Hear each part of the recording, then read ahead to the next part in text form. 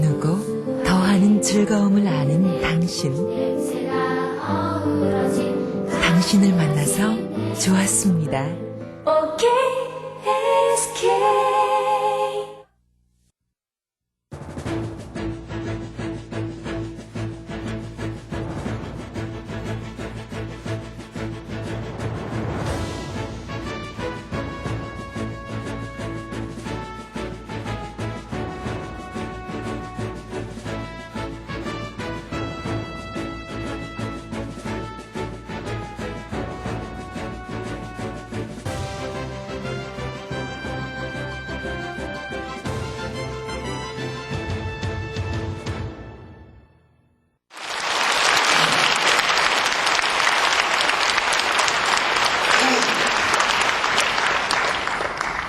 민수기 13장 30절부터 33절까지의 말씀이 되겠습니다. 제가 한 절 읽고 다음 절 여러분이 읽으시고 우리 교독하겠습니다.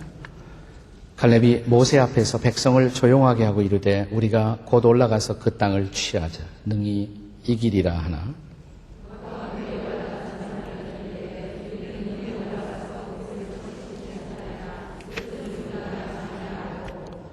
이스라엘 자손 앞에서 그 정탐한 땅을 악평하여 이르되 우리가 두루다니며 정탐한 땅은 그 거주민을 삼키는 땅이요 거기서 본 모든 백성은 신장이 장대한 자들이며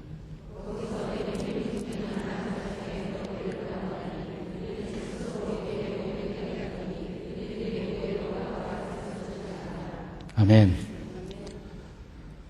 네, 오늘 우리는 성경에 나타난 제2인자의 역할을 감당했던 갈렙에 대한 말씀을 같이 묵상하고자 합니다. 중국의 현대사에서 가장 커다란 발자취를 남긴 지도자 하면 그가 모택동이었다는 사실에 관해서 이의를 제기할 사람은 아무도 없을 것입니다. 모택동 아시죠? 마찌뚱, 네, 모택동. 네. 그러나 모택동이 집권하는 기간 동안에 무려 41년 동안을 부동의 제2인자로 활약한 사람이 있습니다. 중국은 결정적으로 이 사람을 통해서 중국 현대화에 어떤 근거를 놓을 수가 있었던 아주 유명한 지도자인데 어떤 의미에서는 의미상으로 모택동을 넘어서는 중요한 의미를 가지는 지도자 한 사람이 있습니다. 그가 바로 주울레인 것입니다. 주울레. 네. 뭐 주울래 그럴 때 주울래가 아니고 그는 본래 1934년에 소위 대장정이라는 그런 그 말취 행사를 통해서 모택동이 주울래에 의해서 사실은 픽업을 당해요. 가만히 사실은 모택동은 주울래의 부하였습니다. 당시 거대한 농민들의 그 봉기 운동의 과정에 있어서 농민들을 설득하고 감동시키는 그 놀라운 광경을 보면서 주울레가 이런 생각을 합니다. 저 사람은 나보다도 탁월한 리더십을 가진 사람이다. 모택동을 발견해낸 사람이 사실은 주울레예요. 네. 그러니까 주울레가 모택동을 주웠던 것입니다. 네. 네. 그래서 당신이야말로 바로 이 시대를 이끌고 이 민족을 이끌고 또 우리 시대를 개혁할 사람이라고 그를 스스로 천거해서 소위 홍군의 중국의 사령관으로 모택동을 높인 사람이 그 자리에 앉힌 사람이 바로 주울레였어요. 그리고 자기 자신은 제2인자의 자리를 스스로 취했던 것입니다. 하지만 그는 모택동 곁에서 중국의 근대사 그리고 현대사에서 일어났던 모든 가장 중요한 결정에 있어서 그 배후에 생각을 제공하고 역사의 새로운 패러다임을 제공하고 중요한 결정을 내리는 결정적 역할을 한 사람이 바로 주울레인 것입니다. 장개석을 살릴 것인가 죽일 것인가 주울레가 살려주라고 말합니다. 장개석이 그래서 살아났어요. 그리고 중국과 소련의 동맹을 통한 새로운 시대를 오프닝한 것도 주울레의 결정이었습니다. 제네바 회담을 성사시키고 또 중국군이 한국 전쟁에 동참하고 참여하게 되는 결정도 결정적으로 주울레의 영향이었던 것입니다. 미국과 중국의 화해, 우리가 계속해서 미국을 이렇게 등지고 살 수가 없다. 미국과 중국의 화해를 유도했던 사람도 바로 주울레였어요. 월남전을 종식시킨 파리 회담의 성사도 사실은 주울레의 역할에 가장 커다란 그 기여가 있었다라고 역사는 평가하고 있습니다. 뿐만 아니라 가장 중요한 중국이 현대화되는 그 역사적 결정을 이끌어냈던 사람이 바로 주울레였습니다. 등소평은 나중에 그 열매를 따먹은 사람이고 주울레가 결정적으로 중국 현대화의 파운데이션을 기초를 놓는 그런 역할을 감당했던 것입니다. 주울레는 화려한 주연은 아니었지만 그는 빛나는 조연이었습니다. 우리 가운데 아마 역사의 주연 역할을 할 사람들은 그렇게 많지 않을지 몰라요. 그러나 조연은 감당할 수가 있지 않겠습니까? 화려한 주연은 아니어도 빛나는 주연. 어쩐지 마음이 감동되지 않으시나요? 따라서 해보십시다. 빛나는 조연. 그것은 가능하다. 옆에 사람에게 한번 해보세요. 다 같이 시작. 빛나는 조연. 그것은 가능합니다. 오늘 우리는 성경에서 이런 제2인자의 인생을, 조연의 인생을 살았던 또 한 명의 지도자를 생각하려고 합니다. 그 사람의 이름은 갈렙인 것입니다. 케일럽, 갈렙. 우리는 흔히 가나안 정복의 역사를 떠올릴 때마다 모세의 후계자로서 이스라엘 백성들을 이끌고 가나안 땅에 들어와 팔레스타인을 젖과 꿀이 흐르는 밀크와 하니가 떨어지는 약속의 땅으로 정복하고 개발한 지도자. 누가 떠올라요? 여호수아죠. 여호수아였습니다. 그러나 여호수아는 이 사람이 없이는 여호수아가 될 수가 없었어요. 그는 갈렙이었던 것입니다. 여호수아 옆에 그림자처럼 머물렀던 사람. 사실은 여호수아를 처음에 이끌었던 사람, 그리고 여호수아를 역사의 무대 위에 조연으로 올렸던 사람이 바로 갈렙이라고 우리는 할 수가 있습니다. 갈렙이란 단어의 뜻은, 그러니까 이름의 뜻은 본래 개란 뜻입니다. 개. 왜 하필이면 이 사람의 이름이 개라고 지어졌습니까? 제가 제 아들의 이름을 개라고 짓는 광경을 한번 상상해 보십시오. 그럼 사람들이 제 아들을 이렇게 부를 것입니다. 이 개. 그래서 어떤 성경학자들은 혹시 별명일지 모른다 이런 추측을 하기도 합니다. 어쨌든 이 사람의 역할이, 이 개가 나쁜 의미가 아니라 사실 개는 훨씬 더 많은 장점을 가지고 있는 동물이죠. 그래서 사람에게 사랑을 받는, 사람 다음으로 사람의 자리에 서서 생명을 누리는 그 대표적인 동물이 바로 개가 아닙니까? 그래서 어떤 성경학자들은 갈렙을 가리켜서 하나님의 충견, 역사의 충견, 여호수아의 충견 역할을 감당했던 사람이 바로 갈렙이었습니다. 자, 우리가 그를 성경에서 처음 만나는 것이 바로 민수기 13장입니다. 오늘 우리는 민수기 13장과 그리고 14장, 그러니까 민수기의 기사들을 중심으로 해서 그의 40대의 시절을 중점적으로 우리가 추적하려고 합니다. 다음 시간에는 갈렙의 80대를 우리가 같이 생각해 보려고 합니다. 오늘은 갈렙이 40대였을 때 주로 그의 액션을, 행동을 집중적으로 조명한 민수기의 기사를 함께 생각하고자 합니다. 40대는 인생의 프라임 타임이죠. 아주 가장 중요한 시간입니다. 그래서 인생의 half time, 전반전과 후반전을 결정짓는 분수령의 나이가 바로 40대였습니다. 이 40대에 빛나는 조연으로 등장한 사람이 바로 케일럽, 갈렙이었던 것입니다. 자, 갈렙은 어떤 사람이었을까? 첫째로 그는 출생의 불리한 조건을 극복한 사람이에요. 자기 탄생의 출생에 불리했던 조건과 상황을 극복했던 사람이 바로 갈렙이었습니다. 민수기 13장 6절 우리 같이 읽어요. 다 같이 시작. 유다 지파에서는 여분네의 아들 갈렙이요. 같은 내용이 14장 6절에도 기록됩니다. 14장 6절. 또 읽어보겠습니다. 14장 6절. 다 같이 시작. 그 땅을 정탐한 자 중 눈의 아들 여호수아와 여분네 아들 갈렙이 자기들의 옷을 짓고 그랬어요. 네. 자, 여기서 우리가 이 갈렙에 대해서 어떤 인포메이션을, 정보를 얻을 수가 있습니까? 우선 그가 어느 지파 출신? 유다 지파. 아주 중요한 지파예요. 이스라엘 12지파 중에서 가장 그 리딩을 하고 있던, 다른 지파들을 인도하고 있었던 중요한 지파, 유다 지파의 대표 역할을 했던 사람입니다.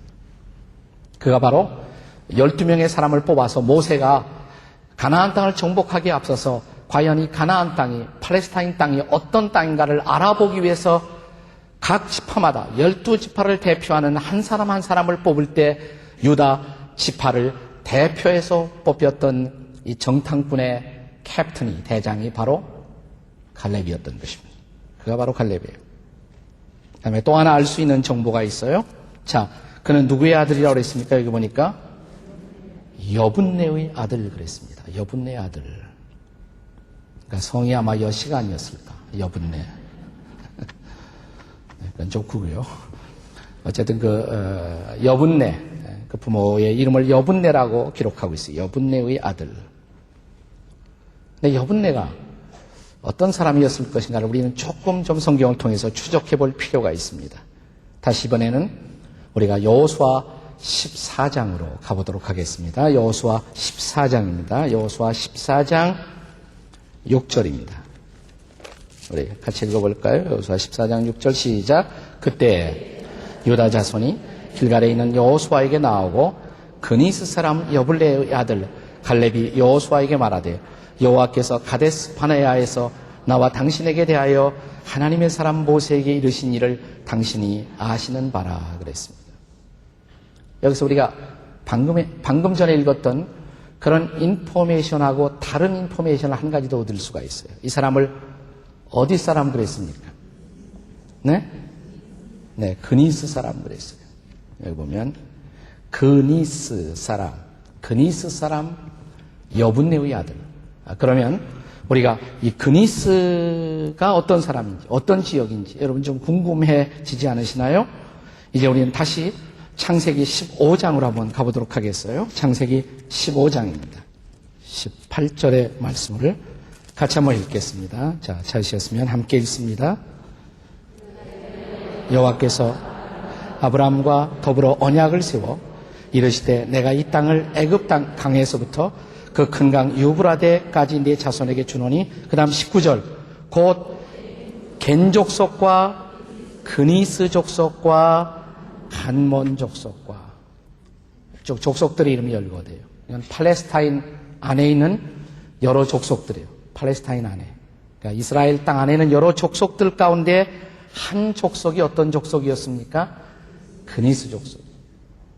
그리고 보면 우리는 중요한 단서 하나를 이 사람에 관해서 얻을 수가 있어요. 이 사람은 본래 이스라엘 백성이 아니었다는 사실이에요. 그는 팔레스타인 사람이었던 것입니다.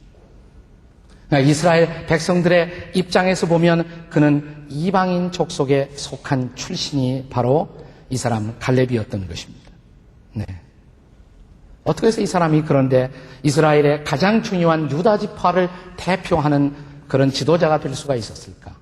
그 자상한 내용은 우리가 알 수가 없어요. 성경이 침묵을 지키고 있기 때문입니다. 한 가지 가능할 수 있는 추측은 본래 이스라엘 백성들이 애굽 땅에서 출애굽할 때 이스라엘 백성들만 나왔던 것이 사실은 아니에요. 거기에 섞여 사는 무리, 소위 mixed multitude라고 불리워지는 섞여 있는 다른 종류의 사람들이 이스라엘 백성들을 따라서 같이 가나안으로 오는 대장정에 참여했던 광경을 우리가 출애굽기에서 읽어볼 수가 있습니다. 자, 이스라엘 백성들이 모세의 리더십을 통해서 결정적으로 에집트의 땅에서 애굽 땅에서 해방될 때 그 애굽 땅의 모든 사람들이 모세와 함께 하시는 여호와 야훼 하나님의 능력과 그 하나님의 놀라운 기적과 하나님의 놀라우신 손길을 목격했던 것입니다. 아무래도 하나님 편에 붙어야 내 인생이 편할 것 같다. 이런 판단을 했어요. 그리고 이스라엘 백성들에게 같이 따라서 그 백성들에게 섞여 사는 무리들이 따라왔던 것입니다. 시간이 흘러가면서 자연히 그들이 이스라엘 백성으로 귀화하는 그런 사건이 일어났을 것입니다. 그러면서 이 귀화된 지도자 중에 한 사람이 바로 갈렙이었다. 이렇게 우리가 추정할 수가 있습니다. 우리가 쉽게 그렇게 말할 수가 있지만, 그러나 유대 사람들은 얼마나 이방인에 대한 편견을 많이 가진 사람입니다. 이방인을 사람으로 취급하지도 않았어요. 이스라엘 남자들이 아침에 눈을 뜨면 하나님 앞에 드리는 3가지 감사의 기도가 있습니다. 하나님, 첫째가 제가 이방인이 아닌 이스라엘 백성으로, 선민으로, chosen people로 태어나게 하신 것을 감사합니다. 그 다음에 또 하나가, 하나님, 제가 종이 아니라 노예가 아니라 자유인으로 살게 하신 것을 감사합니다. 3번째가 뭘까요? 제가 여자가 아닌 남자로 태어나게 하심을 감사합니다. 이런 감사의 제목이 있었는데, 그 중에 하나가 첫 번째 오는 것이 바로 그들이 선민이라는 거예요. 철저하게 이방인을 멀리했고 적으로 생각했고, 아니, 이스라엘 백성들은 이방인들을 개로 불렀습니다. 개로 취급했습니다. 그래서 혹시 갈렙에게도 이 개라는 이름이 그래서 따라왔는지도 모르겠어요. 개 취급을 했어요. 근데 얼마나 그 성장 과정에 있어서 이스라엘 백성들과 섞여 살면서 그가 많은 수모와 부끄러움과 경멸과 질시를 받으면서 이스라엘 백성들의 한복판에서 갈렙이 자라났어야만 했을까요? 그럼에도 불구하고 이스라엘을 리더하는 훌륭한 리더가, 지도자가 될 수가 있었던 것입니다. 근데 만약 갈렙이 자기가 바꿀 수 없는 삶의 환경이나 조건 앞에서 자기 인생의 사고의 대부분의 시간을 묵상하고 보냈더라면 어떻게 됐을까요? 우리 인생을 살면서 바꿀 수 없는 것들이 있어요. 또 바꿀 수 있는 것들이 있습니다. 여러분, 저 유명한 라이놀드 니버라는 그런 기독교 신학자의 기도 가운데서 우리에게도 많이 소개된 이런 기도가 있죠. 하나님, 제가 바꿀 수 있는 것을 바꿀 수 있는 용기를 주시고, 그러나 바꿀 수 없는 것을 받아들일 수 있는, 그대로 수용할 수 있는 평온함을 허락해 주옵소서. 그리고 이 2가지가 어떤 차이가 있는가를 분별할 수 있는 지혜를 저에게 주시옵소서. 어떤 사람은 바꿀 수 없는 것을 평생 묵상하며 살아요. 내가 왜 이런 집안에 태어났을까? 이런 집구석에 태어났을까? 하필이면 저런 사람이 내 아버지와 어머니가 되었을까? 제가 그랬어요. 어린 시절에 제가 그런 묵상을 많이 했습니다. 집안이 어려워질 때마다 하필이면 내가 이런 집안에 태어났을까? 하필이면 이런 아버지, 어머니가 내 아빠, 엄마로 걸렸을까? 그 묵상이 내 인생에 어떤 도움이 될 수가 있겠어요? 왜라는 질문, 내가 왜 이렇게 태어났을까? 이런 질문은 전혀 인생을 바꾸는데, 인생을 건강하게 변화시키는데 전혀 도움이 되지 못하죠. 여러분, 바꿀 수 있는 것은 바꾸세요.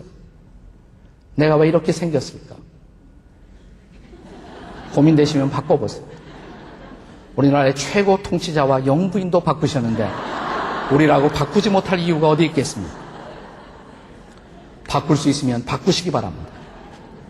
옆에 사람 쳐다보고 바꿀 수 있으면 바꾸십시오. 네. 나 문제는 바꿀 수 없는 것들이 있단 말이에요. 우리 아버지, 어머니 바꿀 수 없어요. 내 형제들 바꿀 수가 없어요. 우리가 태어난 조국 바꿀 수가 없습니다. 바꿀 수 없는 조국이에요. 또 여러분이 일단 결혼을 하셨으면 바꿀 수 없습니다. 미안하지만.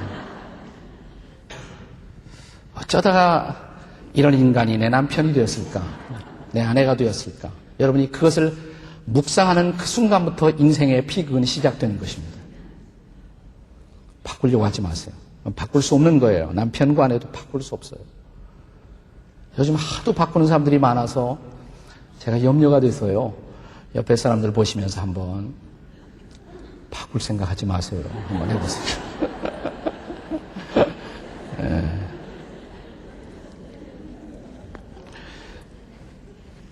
바꿔봤자 또 별거 아니에요. 네, 바꾸려고 하지 마세요. 네. 바꿀 수 없는 것을 어떻게 바꿀 수 있을 것인가, 그것을 고민하는 것은 전혀 비생산적입니다. 우리가 물어야 할 질문은 내가 왜 이렇게 태어났어야만 했었을까? 이런 물음이 아니라 우리가 물어야 할 중요한 질문이 있다면 이러는 것입니다. 내가 어떻게 살아야 할 것인가? 내 삶의 조건을 가지고 환경을 가지고 내가 어떻게 살 것인가. 어쩌다 이런 사람이 내 남편이 되었을까가 아니라 이 인간과 어떻게 살 수가 있을 것인가. 어떻게 잘 살 수가 있을 것인가. 어떻게 아름답게 살 수가 있을 것인가. 어떻게 건강하게 살 수가 있을 것인가. 사실은 그 질문을 물어야 돼요. 우리가 자상한 사정은 알 수가 없지만 분명한 사실은 이것입니다. 갈렙은 이런 자기 인생의 조건, 탄생의 조건에 대한 부정적인 묵상으로 인생을 낭비하지 않았어요. 저도 오랫동안 어렸을 때는 낭비를 많이 했어요. 내가 이런 집안에 태어났을까? 예수께서 제 마음속에 오시고 성령께서 저를 만져주시고 제가 새로운 사람이 된 후에 제 질문이 바뀌었어요. 어느 날 보니까 제가 뭘 하고 살아야 할까요? 이 질문을 하고 있더라고요. 제가 무엇을 하며 살아야 할까요? 더 이상 왜 내가 이런 집안에서 태어났을까? 왜 내가 이런 자녀가 되었을까? 왜 내 집안 환경은 이럴까? 왜 나에게 이렇게 해주지 못하는 환경 속에서 내 친구들과 전혀 다른 환경 속에서 나는 인생의 길을 이렇게 힘겹게 살아야 하느냐? 예수님을 제 마음속에 오신 어느 날 보니까 그 질문이 떠나갔어요. 주님, 그러면 어떻게 살아야 돼요? 이 질문을 하기 시작했어요. 미션이 보이고 소명이 보이고 사명이 가슴을 만지기 시작한 순간부터 인생이 달라진 것입니다. 여러분, 왜라는 질문 때문에 인생을 낭비하지 마시고 어떻게 살아야 할 것인가? 어떻게? 이 질문을 붙들고 주께서 보여주시는 새로운 미션을 향해서 나아갈 수 있는 여러분과 제가 되었으면 좋겠습니다. 네, 그래서 갈렙은 분명한 사실이 그가 출생의 불리한 조건을 극복한 사람이라는 것입니다. 그 다음에 두 번째로 그는 긍정적인 사고로 소위 positive thinking, 긍정적인 사고로 현실을 주도하는, 현실을 주도해간 아주 용기가 있는 사람이었습니다. 그는 긍정적인 사고로 현실을 주도한 용기 있는 사람이었습니다. 자, 12명의 정탐꾼이 가나안 땅을, 팔레스타인 땅을 정탐하고 돌아와서 보고를 합니다. 그 보고는 정확하게 두 개의 그룹으로 나누어졌죠. 10명이 한 편, 2명이 한 편. 10대 2로 쫙 나누어졌습니다. 자, 10명의 보고는 어떤 보고였습니까? 그것은 도무지 우리의 실력으로는 정복할 수 없는 땅입니다. 이런 땅에 도전하는 것은 시간 낭비이고 우리의 출혈과 희생을 요구할 따름입니다. 포기하십시다. 포기하십시다. 네. 그 땅에는, 우리가 정복해야 할 그 땅에는 거인들이 살고 있습니다. 거인들. 그리고 상대적으로 이 거인들 앞에서 저들과 더불어 싸워야 할 우리들의 모습은 메뚜기에 불과합니다. 심리학자들은 여기서 소위 메뚜기 컴플렉스라는 말을 여기서 만들어냈어요. 메뚜기 컴플렉스. 이런 깊은 열등감에 사로잡힌 채 그들은 그 광야의 여정을 통과하고 가나안 땅에 오기 위해서 그토록 수많은 희생과 아픔을 지불하며 여기까지 왔음에도 불구하고 가나안 땅을 목전에 둔 그 시점에서 거의 포기할 뻔했던 것입니다. 왜냐하면 그들의 사고를 지금 네거티브한 사고가, 부정적인 사고가 그들을 붙들기 시작했기 때문에. 다행스러운 것은 이런 사람과 전혀 다른 판단을 한 두 사람이 있었어요. 그 두 사람이 바로 누구였습니까? 여호수아와 갈렙이었어요. 여호수아와 갈렙. 그들은 소수였습니다. 소위 마이너리티에 속해 있었습니다. 그들은 소수였지만 그 소수는 불평하는 소수가 아니었어요. 컴플레인하는, 불평하는 소수가 아니라 그들은 창조적인 그런 소수자들이었습니다. 창조적인 소수자들이었습니다. 그들은 어려운 현실을 파지티브한 안목으로, 긍정적인 안목으로 바라볼 수 있는 사고를 갖고 있었어요. 제가 이런 말을 할 때 우리 인생에서 부정적인 비판이 필요하지 않다는 것은 아닙니다. 어떤 환경이나 사물이나 현상을 부정적으로 비판하는 비판의식도 역사 속에는 매우 필요한 것입니다. 성경은 비판이라는 단어를 별로 좋아하지 않아요. 우리 산상수훈에도 비판하지 말라 이런 말씀이 나오죠. 근데 성경이 말하는 하지 말라는 그 비판은 아주 파괴적인 비판이에요. 아주 파괴적인 비판. 그것은 사람을 누르고 사람을 부숴버리고 더 이상 일어나지 못하게 만드는 파괴적인 비판인 것입니다. 그러나 성경이 비판과 비슷하면서 우리에게 필요한 것으로 강조하는 단어 하나가 있어요. 우리가 파괴적인 비판은 삼가해야 하지만 할 것이 있어요. 분별입니다. 성경에서 비판은 결코 긍정적인 의미로 사용된 경우가 거의 없지만 한 번도 나쁜 의미로 사용되지 않은 단어, 그 단어가 바로 분별이에요. 분별. 여러분 비판하지 말고 분별하세요. 분별이라는 것은 우선 팩트를 알아야 돼요. 사실을 알아야 돼요. 모든 사실을, 정황을 연구해야 합니다. 그리고 내가 어떻게 이런 상황 속에서 저 사람에게 도움이 될 수가 있을 것인가. 그러한 생각으로서 어떤 사람을 접근하고 여러분이 도움을 줄 수가 있다면 그것은 비판의 행위가 아니라 분별이에요. 분별. 이 분별은 아주 필요한 것이고 또 중요한 것입니다. 저는 저와 여러분이 잘 분별하는 사람들이 되시기 바랍니다. 이웃들에게 항상 도움이 될 수 있는 사람이 되었으면 좋겠어요. 비판은 도움의 의지가 없어요. 이웃들을 축복하고자 하는 의도가 없어요. 단순히 던지는 거예요. 그리고 파괴하는 것입니다. 그런 의미에서 성경은 비판하지 말라 이렇게 말을 해요. 그러나 성경은 그럼에도 불구하고 분별을 강조합니다. 자, 다행스러운 것은 이 두 사람에게는 비판의 안목이 아니라 분별의 안목이 있었어요. 그리고 사물을 긍정적으로 바라볼 수 있는 그런 안목이 있었습니다. 자, 가나안 땅을 보고 돌아온 이 두 가지 그룹의 정반대의 보고를 주목해 보십시오. 우선 13장 32절입니다. 같이 읽겠습니다. 13장 32절 같이 읽습니다. 시작. 이스라엘 자손 앞에서 그 정탐한 땅을 악평하여 이르되 우리가 두루다니며 정탐한 땅은 그 거주민을 삼키는 땅이요 거기서 본 모든 백성은 신장이 장대한 자들이며. 자, 그 땅을 어떤 땅이라고 했습니까? 사람들을 삼키는 땅, 인간을 죽이는 땅이다, 삼키는 땅이다. 성경은 그것이 악평이었다고 말합니다. 나쁜 의도로, 다른 생산적인 의도가 생략된 다른 의도로 그 땅을 악평하고 있었던 것이에요. 사람을 삼키는 땅이다. 그러나 다르게 바라봤던 이 두 사람의 관점을 보세요. 14장 7절입니다. 14장 7절. 그냥 아름다운 땅이 아니에요. 심히 아름다운 땅. 똑같은 땅을 보고 왔는데 정반대의 그런 평가를 내렸어요. 그 안목이 다르기 때문에, 생각이 다르기 때문에. 그러니까 여호수아와 칼렙을 지배했던 것은 소위 말하는 긍정적인 사고, 소위 positive thinking이었어요. 긍정적인 사고가 있었어요. 똑같은 것도 다르게 볼 수가 있잖아요. 우리가 이런 문제를 말할 때마다 자주 우리가 그 인용하는, 코테이션 하는 이야기 중에 하나가 지금 제 앞에 컵이 있는데 반쯤 물이 있습니다. 반쯤 물이 있어요. 반이나 비었네. 이렇게 말할 수도 있고, 반이나 찼네. 이렇게 말할 수가 있다. 근데 어떤 관점에서 보느냐가 전혀 다른 평가를 가져오는 모습을 볼 수가 있습니다.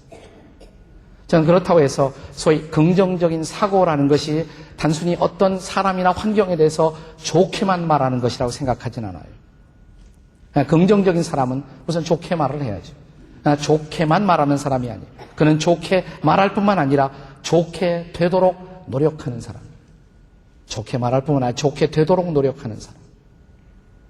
자, 여호수아와 칼렙이 이 땅을 좋게 평가하고 그리고 그 좋은 땅을 정복하도록 백성들을 설득하는 과정이 결코 쉽진 않았습니다. 거기에는 용기가 필요했어요. 왜냐하면 백성의 대다수는 이미 마음이 돌아섰어요. 포기하고 있었어요. 그리고 이 일에 앞을 향해 나아가자고 말하는 이 두 사람을 향해서 그들은 돌을 들고 있었던 것입니다. 자, 14장 10절을 보세요. 14장 10절.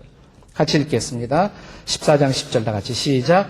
온 회중이 그들을 돌로 치려 하는데 그때 여호와의 영광이 회막에서 이스라엘 모든 자손에게 나타나시. 돌을 들고 있었던 사람 앞에서 이렇게 말하는 것이 쉽지 않았습니다. 용기가 필요해요. 용기가. 그게 사실은 적극적인 사람 혹은 적극적인 사고, 이 적극적인 사고보다 요즘에 와서는 더 중요한 사고 하나를 강조하기 시작했어요. 저는 이것이 그리스도인들이 하나님의 백성들의 사고에 맞는 것이라고 생각하는데 이것을 주도적 사고 이렇게 말합니다. proactive thinking 이렇게 말합니다. proactive thinking. 이건 positive thinking보다 소위 긍정적인, 적극적인 사고보다도 훨씬 앞선 사고예요. 더 나아가는 것이에요. 더 책임을 느끼는 사고방식이 바로 proactive thinking, 주도적 사고. 그는 좋게만 보는 것이 아니라 좋게 만들고자 하는 사람, 좋게 만들고자. 저는 성지를 여러 번 다녀왔고 우리 성도들을 모시고 제가 성지 프로그램을 하고 있습니다만은 제가 성지에 처음 갔을 때 느낌은 이런 느낌이었어요. 이게 어떻게 젖과 꿀이 흐르는 땅이냐. 그러나 제가 성지를 다녀올 때마다 다시 느껴지는 생각은 이거예요. 그 땅, 젖과 꿀이 흐르는 땅으로 만들기 위해서 노력한 치열한 사람들의 치열한 몸부림이 있었던 땅이 바로 성지. 그렇게 만들어가야 할 땅이었어요. 젖과 꿀이 흐르는 땅으로 만들기 위해서 노력한 땅. 그 주변의 다른 지역하고 비교하면 상대적으로 오늘날은 젖과 꿀이 흐르는 땅이 됐어요. 어떤 사람이 상황을 어떻게 보냐는 관점에 대해서 이런 유명한 말을 했습니다. 염세주의자는 바람에 대해서 불평한다. 왜 바람이 오늘 이렇게 불어? 패시미스트, 염세주의자는 바람에 대해서 불평한다. 낙관주의자는 바람의 방향이 바꾸어지기를 기대한다. optimist는 그러다가 제대로 불겠지. 잘 되겠지. 낙관주의자. 그러나 이렇게 말합니다. 정말 포지티브한 지도자는, 적극적인 사람들은 지도자는 배의 닻을 조절한다. 배의 닻을 조절해.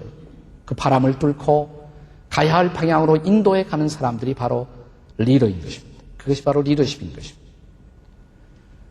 놀라운 사실은, 아름다운 사실은 갈렙이 바로 그런 사람이었다는 사실이에요. 자, 30절을 읽어보세요. 본문의 30절. 자, 30절입니다. 다시 한번 읽어보겠습니다. 시작. 갈렙이 모세 앞에서 백성을 조용하게 하고 이르되 우리가 곧 올라가서 그 땅을 취하자 능히 이기리라. 근데 여기서 주목할 것은 여기 민수기 13장 30절에 아직 여호수아가 언급되고 있지 않다는 사실을 주목해 보십시오. 누가 언급되고 있어요? 갈렙만. 아직 여호수아는 아직 뜨지 못했어요. 근데 아직 누가 리더십의 그 키를 잡고 있습니까? 갈렙이었어요. 갈렙이 말하고 있어요. 갈렙이 모세 앞에서 백성을 조용하게 이르되 여러분 조용하십시오. 우리는 그 땅을 정복할 수 있어요. 그리고 정복할 것입니다. 절대로 이렇게 포기해서는 안 됩니다. 여러분 일어서야 합니다. 라고 백성을 설득하고 있었던 리더가 바로 갈렙이었다는 사실을 여러분 주목해 보세요. 네. 그렇습니다. 자, 갈렙은 어떤 사람이었습니까? 첫째로 그는 출생의 불리한 조건을 극복한 사람이었습니다. 그는 왜라는 질문 대신에 어떻게라는 질문을 하기 시작했기 때문에. 그 다음에 두 번째로 뭐예요? 그는 긍정적인 사고로 현실을 주도해간 용기 있는 사람이었습니다. 한 걸음 더 나가 세 번째로 그는 하나님께 대한 믿음으로 내일을 바라보는 사람이에요. 하나님께 대한 믿음, 신뢰를 통해선 믿음으로 내일을 바라보았던 사람이 바로 갈렙이었습니다. 자, 우리가 14장에 보면 이제 10명의 그 네거티브한 리포트, 이 부정적인 보고를 받은 이스라엘 백성들의 반응을 한번 보세요. 14장으로 들어가서 14장 1절 우리 다 같이 읽겠습니다. 14장 1절 시작. 온 회중이 소리를 높여 부르짖으며 백성이 밤새도록 통곡하였더라. 장송곡이 울리기 시작합니다. 우린 끝났어 이제. 자, 그 다음 2절은 14장 2절 다 같이 시작. 이스라엘 자손이 다 모세와 아론을 원망하며 온 회중이 그들에게 이르되 우리가 애굽 땅에서 죽었거나 이 광야에서 죽었으면 차라리 좋았을 것을. 자, 드디어 결론을 내립니다. 3절입니다. 14장 3절 다 같이 시작. 어찌하여 여호와가 우리를 그 땅으로 인도하여 칼에 쓰러지게 하려 하는가? 우리 처자가 사로잡히리니 애굽으로 돌아가는 것이 낫지 아니하니라. 어디로 돌아가요? 애굽으로 돌아가자. 그들의 시간은 앞으로 가고 있었던 것이 아니라 미래로 가는 것이 아니라 과거로 가고 있었어요. 거꾸로 타이밍이 과거로 가고 있었던 모습을 볼 수가 있어요. 이 과거 지향적인 사고에 매이기 시작한 것입니다. 이제 우리 애굽으로 돌아가자. 차라리 애굽이 나을 뻔했어. 예수 안 믿고 마음대로 살던 때가 차라리 좋았어. 우리 오늘 어떤 사람이 그런 생각을 하는 것처럼, 특별히 웃고 계신 분들이 동일한 사고방식의 늪 속에 지금 빠져버린 것이에요. 바로 동일한 사고방식을 갖고 있었던 것이에요. 자, 그런데 이런 과거 지향적인 사고를 깨트리고 여전히 이 백성을 향해서 앞을 향해 가야 한다고 설득하는 사람이 누구였습니까? 여호수아와 갈렙이었어요. 자, 14장 6절 이하에서 그것을 설득하고 있는 이 두 지도자의 모습을 성경이 보여주고 있지 않습니까? 그 땅을 정탐한 자 중 눈의 아들 여호수아와 여분의 아들 갈렙이 자기들의 옷을 찢고 그랬어요. 이스라엘 자손 온 회중에게 말하 이르되 우리가 두루다니며 정탐한 땅은 심히 아름다운 땅입니다. 여호와께서 우리를 기뻐하시면 우리는 그 땅으로 갈 것입니다. 가야 합니다. 포기할 수 없는 미래가 우리 앞에 기다리고 있습니다. 여러분 가야 합니다. 이렇게 설득하고 있었던 지도자가 바로 여호수아와 갈렙이었던 것을 볼 수가 있어요. 네. 때로는 백성 전체가 진정한 역사의 방향을 알지 못하고 역사의 전진과 정반대의 주장을 하는 경우들이 있을 수가 있어요. 전 진정한 리더는 백성들이 헤매고 잘못되었을 때 백성들의 견해를 맹종하는 지도자가 아니라 백성들을 설득해서 올바른 방향을 보여줄 줄 아는 사람이 진정한 지도자라고 믿습니다. 저는 오랫동안 제가 목회하고 나서 처음에는 제가 리더십에 관해서 고민을 굉장히 많이 했어요. 나는 지도자의 자격이 없는데 하나님이 어째서 나를 부르셨나? 이런 고민을 저는 치열하게 많이 했습니다. 제 중요한 이유 중에 하나가 제가 숫자를 잘 몰라요. 숫자를. 저는 숫자 앞에 쓰면 인생을 살아갈 의욕을 다 잃어버려요. 지금도 교회 재정이 어떻고 숫자 가져오게 되면 그걸 묵상하는 그 순간 저는 음부를 경험합니다. 뭘 이렇게 숫자를 잘 모르겠어요. 따지지도 못하고. 그런 내가 어떻게 교회 지도자가 되었나. 그리고 조직표 이런 것만 봐도 저는 골치가 아파요. 조직표 보기만. 근데 한 15년 전부터 소위 리더십에 대한 관심이 전 세계적으로 부흥되면서 그 리더십에 대한 책자들이 많이 나오기 시작했는데 제가 책은 좋아하거든요. 좋아하는 것 같아요, 안 같아요? 네, 책은 굉장히 좋아해요. 근데 책을 딱 읽으면서 놀라운 사실을 발견했어요. 그 리더십에 관한 책들이 소위 리더와 매니저를 구별하고 있다는 사실이에요. 매니저와 리더를 구별해요. 숫자 잘 따지고 관리 잘하고 그건 매니저라는 거예요. 이게 매니저.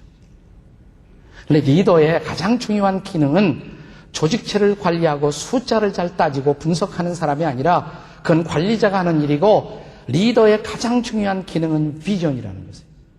비전 캐스팅, 비전을 보여줘. 그리고 그 비전을 향해서 그 올바른 방향으로 갈 수 있도록 백성을 설득하는 사람, 그것이 바로 리더라는 거예요. 한순간 제가 그 책을 읽다가 어느 날 책을 떨어뜨리면서 제가 이런 거룩한 비명을 토한 적이 있습니다. 그게 뭐냐면, 그럼 나도 리더 아니야? 나도 리더 아니야. 제가 비전을 제시하는 것 같아요? 안 하는 것 같아요? 하는 것 같아요? 네. 비전은 제 가슴에 불해요. 항상 강조하잖아요. 근데 그거 가지고 목회를 했더라고요. 숫자 가지고 한 것이 아니라. 그래서 매니저를 정의할 때 매니저를 이렇게 정해요. 매니저는 누가 매니저냐? 매니저는 일들을 바르게 처리하는 사람. 리더는 누구냐? 리더는 바른 방향으로 인도하는 사람. 바르게 잘 관리하는 사람은 매니저지만 리더는 바른 방향을 보여주는 사람. 올바른 목표, 올바른 방향, 올바른 비전을 보여주고 인도해 가는 사람이 바로 리더인 것입니다. 저는 그런 의미에서 여호수아와 갈렙은 아주 좋은 리더였다고 생각해요. 바른 방향을 봤어요. 그리고 그 방향을 향해서 가자고 설득합니다. 백성들에게 욕을 먹으면서도 그렇게 설득합니다. 그것이 올바른 일이었기 때문에. 용기가 필요했어요. 그 용기는 단순한 인간적 용기가 아니라 저는 여호수아와 갈렙의 용기는 여호와 하나님에 대한 신뢰, 믿음 때문이었다고 생각을 해요. 우리가 그 증거를 볼 수가 있잖아요. 자, 14장 8절 우리 같이 읽어보겠습니다. 14장 8절을 같이 읽습니다. 다 같이 시작. 여호와께서 우리를 기뻐하시면 우리를 그 땅으로 인도하여 들이시고 그 땅을 우리에게 주시리라. 이는 과연 젖과 꿀이 흐르는 땅이니라. 거기서 가장 중요한 단어가 어떤 단어들일까요? 여호와께서 우리를 기뻐하시면 줄을 그어놓으세요. 빨간 볼펜으로. 여호와께서 우리를 기뻐하시면, 하나님이 우리를 기뻐하시면, 이것이 하나님의 뜻이라면, 하나님의 방향이라면, 하나님의 비전이라면 하나님이 우리를 도와주실 것을 믿습니다. 우리는 갈 것입니다. 우리는 성취할 것입니다. 우리는 실현할 것입니다. 하나님이 우리를 기뻐하십니다. 그 다음 절 보세요. 9절 우리 다 같이 읽겠습니다. 9절 다 같이 시작. 다만 여호와를 거역하지는 말라. 또 그 땅 백성을 두려워하지 말라. 그들은 우리의 먹이라. 그들의 보호자는 그들에게서 떠났고 여호와는 우리와 함께 하시느니라. 그들을 두려워하지 말라 하나. 거기서 제일 중요한 단어는 뭘까요? 어떤 구절입니까? 여호와가 우리와 함께 하시느니라.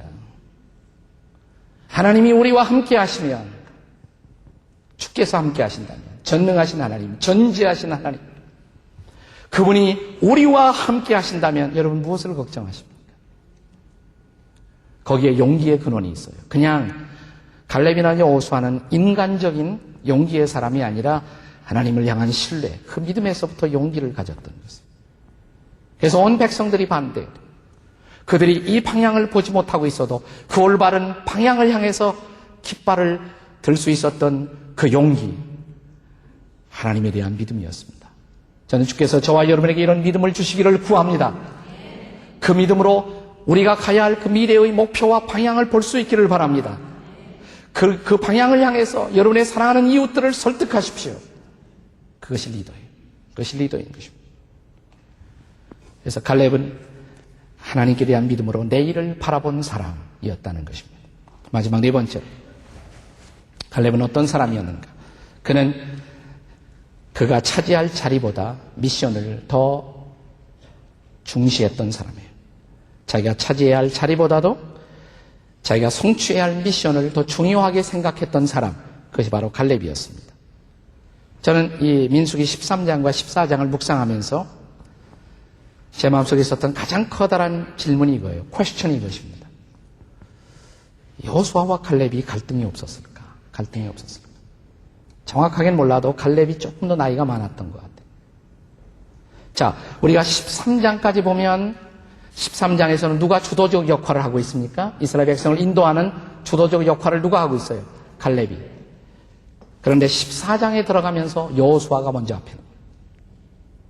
그러니까 서서히 사람들이 주목하는 리더가 더 이상 갈렙이 아니라 여호수아 쪽으로 옮겨가고 있었던 것입니다. 그런데 그 과정에 있어서 전혀 갈렙이 불평했던 흔적이 없어요. 나중까지 없습니다. 80까지도 불평한 흔적이 없어요. 80세의 갈렙 어떻게 살고 있을까? 그건 다음 수요일 날 계속하겠습니다만. 그런데 그런 갈등이 없어요. 전혀 그런 불평을 말하지 않아요, 갈렙이. 그런데 14장에 가면 아주 의미심장한 한 구조를 통해서 하나님께서 이 갈렙에 대해서 이런 평가를 해주십니다. 서서히 여호수아가 뜨기 시작했을 때, 사람들의 시선이 여호수아에게 모여지기 시작했을 때, 그때 하나님은 갈렙에 대해서 가장 아름다운 이런 코멘트를 남기십니다. 14장 24절입니다. 14장 24절 우리 같이 읽어보겠습니다. 14장 24절 다 같이 읽습니다. 시작. 그러나 내 종 갈렙은 그 마음이 그들과 달라서 나를 온전히 따랐은즉 그가 갔던 땅으로 내가 그를 인도하여 드리니 그의 자손이 그 땅을 차지하리라. 그러나 나의 종, 하나님께서 갈렙을 향해서 이렇게 말합니다. 내 종이야. My servant, 나의 종. 내 종 갈렙은 다른 사람들과 다른 사람이야. 그 다음에 어떻게 말했어요? 나를 온전히 따랐다. 갈렙은 하나님을 온전히 따랐을 뿐만 아니라 하나님의 미션, 하나님의 목표, 하나님의 비전, 그만 바라보고 쫓아간 사람이에요. 누가 박수를 더 많이 받느냐, 누가 더 큰 자리를 차지하느냐, 이것은 조금도 갈렙의 관심이 아니었어요. 저는 그래서 갈렙이 여호수아에 대해서 어떤 질투나 시기를 할 필요가 없었다고 생각해요. 그는 여호수아가 확실히 떠버린 그 다음에도 그는 행복한 이인자로서 여전히 주께서 그들 가운데 펼쳐가시는 하나님의 섭리의 드라마, 그 역사의 드라마를 바라보며 갈렙은 계속 흥분하고 계속 기뻐하며 계속 감사했을 것입니다. 제가 자주 드리는 말입니다만 한국, 우리 역사의 비극은 그러나 이런 미션보다도, 이 사명보다도 자리를 더 중시한 것. 이것이 한국 역사 속에 많은 갈등을 분출했어요. 저는 그것이 부분적으로 유교의 역기능적 영향이라고 생각합니다. 공자가 죽어야 나라가 산다. 이 책에서 저술하신 분이 그걸 아주 강조해요. 네, 이 자리를 중시했던 문화.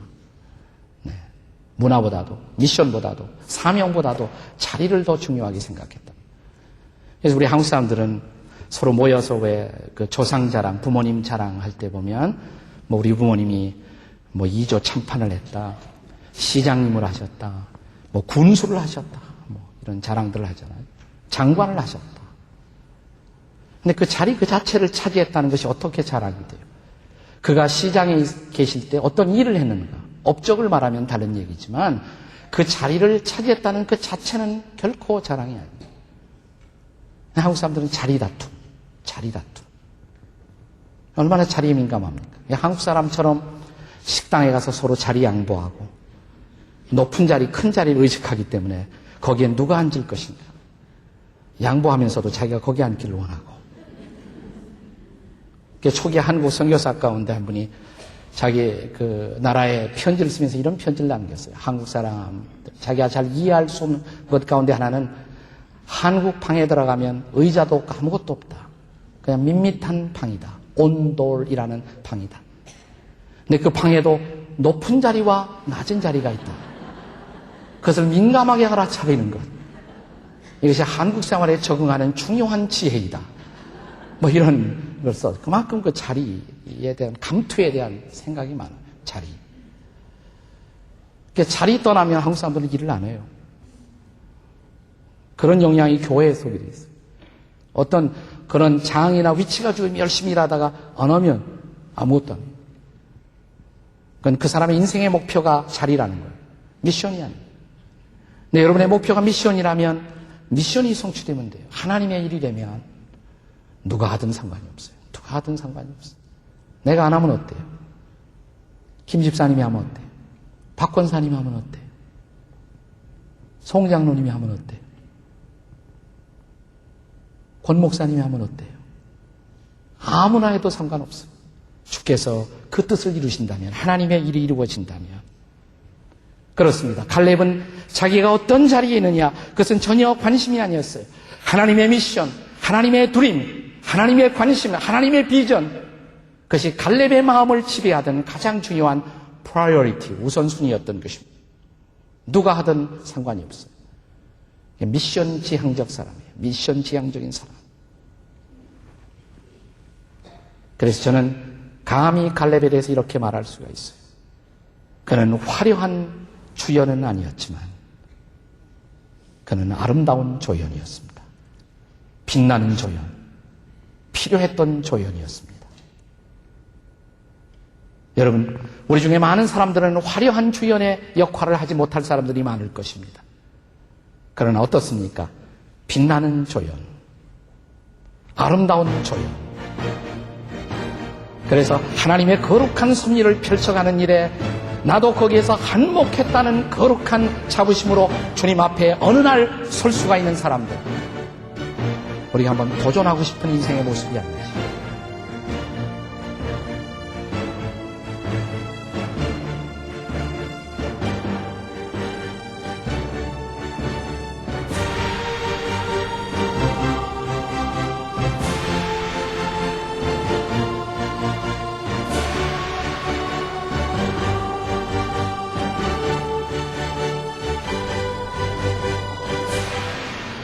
육체적 손실의 계절이라는 것입니다. 힘 있는 자들이 구부러지며 맷돌질 하는 자들이 적어질 것이다. 창문이 어두워질 것이며 뭘까요? 길거리 문이 닫힐 것이며 음악하는 여자들이 쇠하여질 것이며 살구나무에 꽃이 필 것이며 새소리를 듣고도 일어날 것이며 새벽잠이 없어진다는 것입니다. 정직과 성실한 믿음의 기업 동구제약, 동구제약이 함께합니다. 사람을 소중히 여기는 건강기업 인성내추럴, 인성내추럴이 함께합니다.